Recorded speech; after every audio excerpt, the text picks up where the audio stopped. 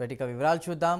ముఖ్యమంత్రి Revanth Reddy command control సెంటర్లో నిమజ్జన ఏర్పాట్లు పర్యవేక్షణపై సమీక్ష నిర్వహించారు.